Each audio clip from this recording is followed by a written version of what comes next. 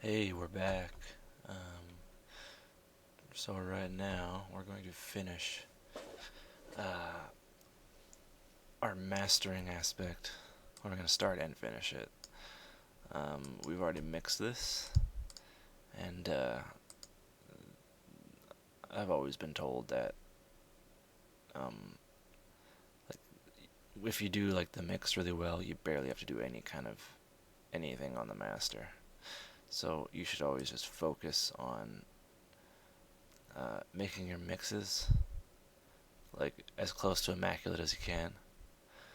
Um, and then once you do that, you kind of cook it on your master bus. So ignore these guys. We have these are the things that I'm pretty sure I'll be using. These are basically all my go-to master bus effects to kind of bring it up to par. Um, First thing I want to do is I want to kind of level the entire track, because if you listen to it and you look down at the meters, oh here, let's do this. You can see that it kind of bounces around. You want to kind of keep the dynamics, but we want to kind of level it slightly. So what I'm gonna do is just loop that. Loop this part. Right. And then you can. I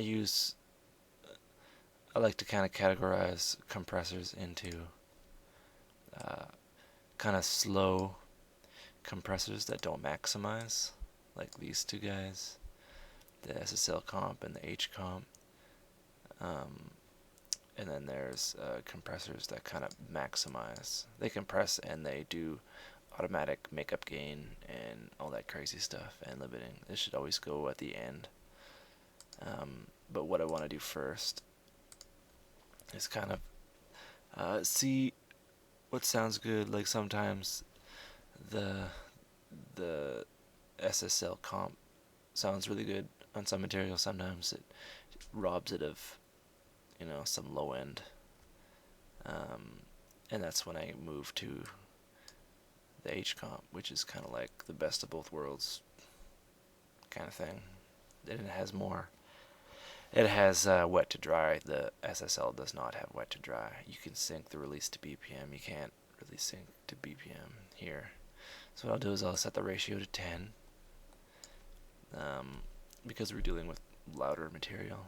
Attack to 1 or 3, or no, we'll go 1, and then release to 1. This will give it kind of a compression-y feel, and then once I get it around, I might go do a 0.3 release time, makeup at 0. I might want to turn it on.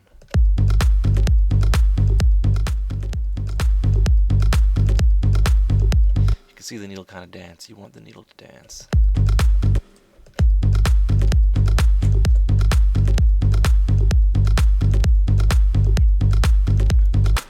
That could sound good. It adds pumping. The SSL comp has kind of been the soup of the day for a lot of music maker people. Swedish House Mafia uses it on a lot of their tracks. Here, we'll move on to the H comp.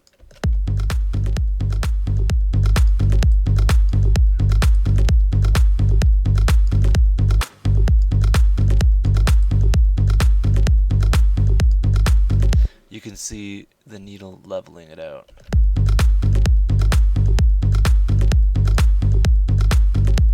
I wouldn't worry about the makeup gain, because we're going to be doing that when we boost it up with the L2.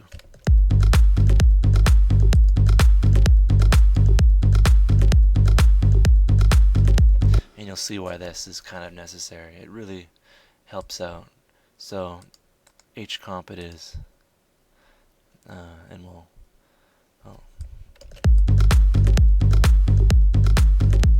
if you move the attack down, it kind of gives it that dirty, gritty kind of distressor sound.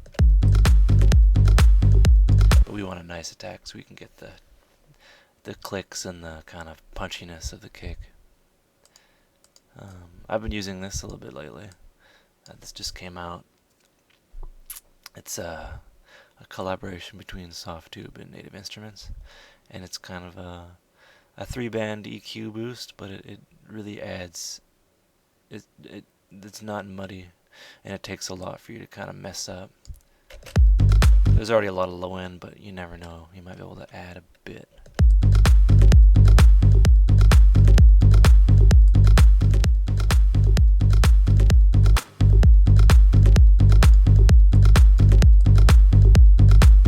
See, if you get any higher, you get muddiness. Or you get that tape saturation tube sound. I want it kind of slightly.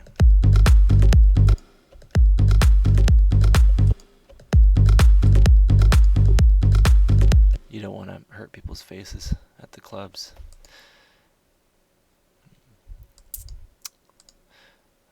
For this, I don't use it that often for mastering, but I do use it just to kind of, it's for metering really, because it has really good metering. You can isolate the low end, and it isolates each of the sections. So if you're having difficulty kind of EQing, you set this up, and just listening to these, you can see everything kind of has its own space.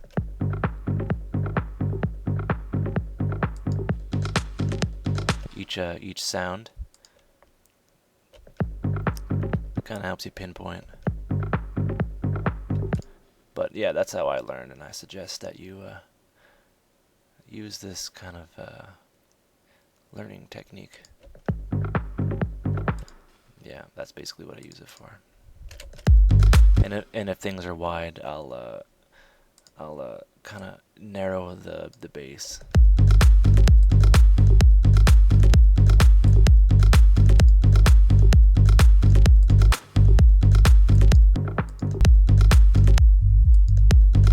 See, okay. Creating a good stereo image, because you have, that's the SSL, adding a noise floor, which is pretty neat. It emulates the noise floor. Oh wait, the SSL isn't even on. What's making that? Oh, the EQ. What's doing that? Oh yeah, it's the H-comp. The H-comp is adding a noise floor. That's pretty neat. Oh, the analog. If you turn that off, there's nothing. You turn it up, it adds noise you can't even hear, and it emulates like electrical hum, I assume, and it was DC, not DC offset, DC something. Yeah, we'll keep that at 2. It's pretty neat how they do that. Anyway, what they're talking about. Yeah. For the sake of this, I'll turn this off. When you're doing your mixes, you want to create a stereo image. You should always think of it as a cone.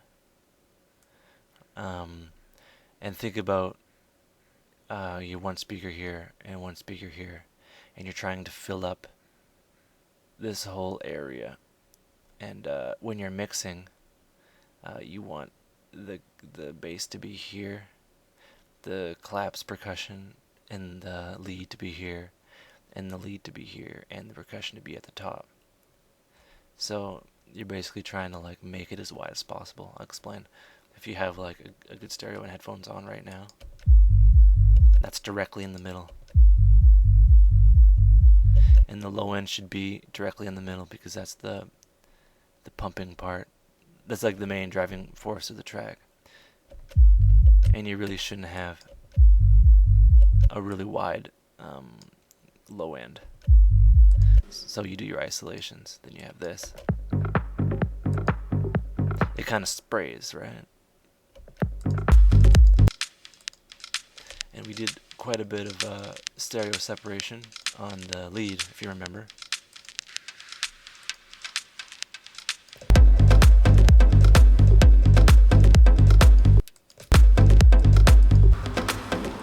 So you have a lot of spray here. taking up a lot of the stereo image, and then you'll see it'll snap back to the center. That's, in my opinion, that's what tracks should look like. If you pull in any kind of like 70s disco, it'll be like heavily everywhere. You bring in like modern rock, it'll be kind of in the middle. If you record something off the radio, it'll be in the middle. It's just yeah, it's just how you look at the mix and how you pan, and everything has its own kind of spot, and it's a good way to make your tracks sound nice and wide and professional. You can also like widen it up, but that causes fading issues. You should always focus on widening it in the mix, and then when you're mastering, just kind of do stuff a little bit. What I like to do is I like to add a little bit of reverb. How you can barely hear it. It's barely coming up in. And then I'll just have just a little bit of reverb in there, and it really kind of adds a sheen to the whole thing. It's pretty neat. Just to the whole track, and it kind of it gives the ears something else to listen to, but you can't really hear it, but you pick up on it. And yeah, that's what I do for the actual EQing. Well, not the EQing, the stereo image. I use Ozone 5 just out of habit. I use this guy to roll off everything below 30 in a linear way. Kind of cleans up the low end, the stuff you can't hear, and kind of the rumble that you might hear on a large system. Cleans it up. It's pretty good. And then on the opposite end, what I do is I'll go low pass brick wall, and I'll shave off as much as I have to. See, it wouldn't be that much. This is actually a really good EQ. It has like a complete cut, which you don't get from the Ableton EQ. But for mastering purposes, you really can't hear anything above, say, like 16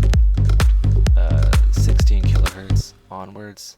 When you get older, you can hear less and less these high frequencies, and it just kind of saves people's ears. You can hear it in the white noise.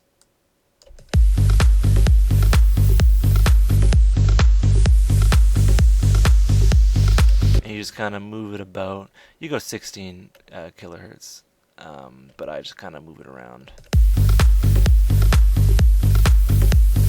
I don't believe in just punching things in and saying, oh, you just shave off around the 250 range to make the vocals sound better, and that doesn't really apply a whole lot in the real world. And it's just like this procedural thing you should get away with, or you shouldn't do. You should step away from. And that'll make your tracks sound unique, and you won't just punch in a bunch of numbers and be all confused as to why your track doesn't sound too good.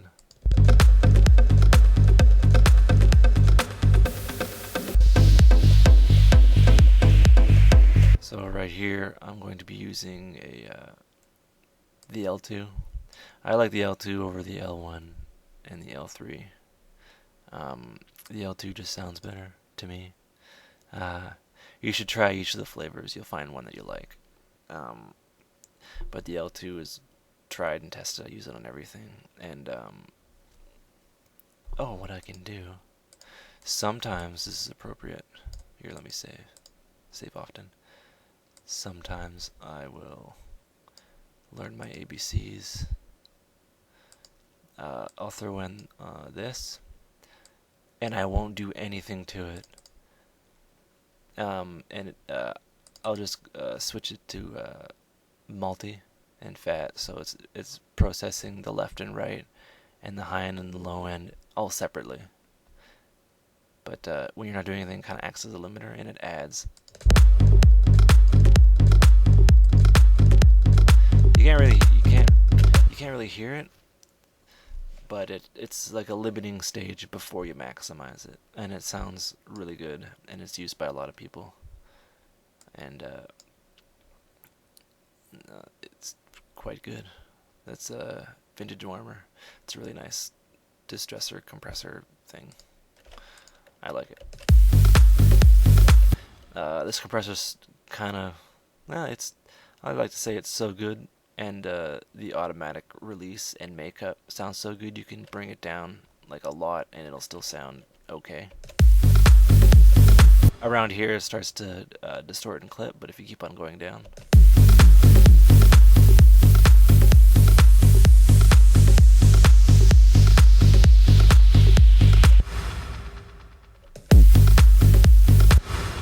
Pretty cool, hey? Yeah, it would take an idiot to make this sound bad. So always, if you want to do what I do, well, if you want to like take my advice, if you take away anything from today, use the L2. Yeah, but don't use it too much like that. I'll just give you an example. When you're using it, you look up the attenuation. I think that's what it's called, and that's how much the gain reduction and the markup it's doing.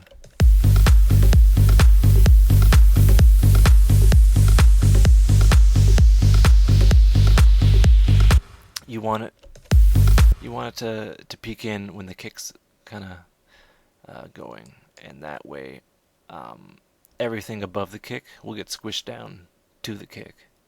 And if you did a good mix, then yeah, it'll work well. And I totally had the H comp off the whole time.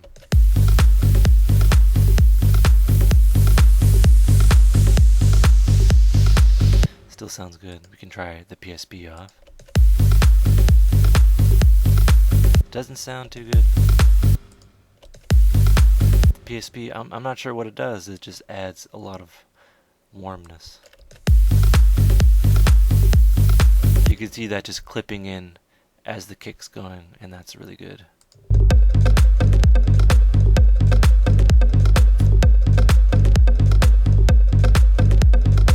And you can see the master.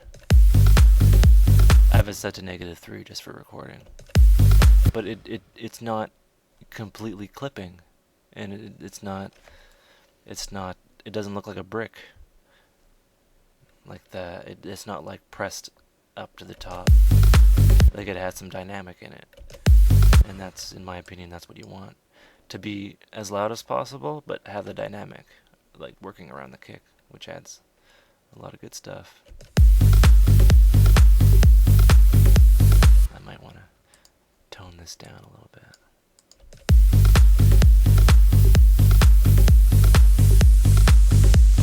Yeah, it has a nice round low end, and everything has its spot. After this, you can render it out, see how it sounds next to other tracks. Then you can, go back and make adjustments, or yeah, you can just send it to your favorite DJ people, or put it on your label and sell it. Well, yeah, one last step. You bring it up to 0, and then what I do is this is the only thing that I do. I go 0.1, so it'll never go up to 0, so it'll never kind of clip. So like nothing weird happens to the MP3, nothing weird happens when you burn it to a CD, because it won't kind of, clip. Yeah, it's 8:30 in the morning, so I'm gonna call it a day. So yeah, take care.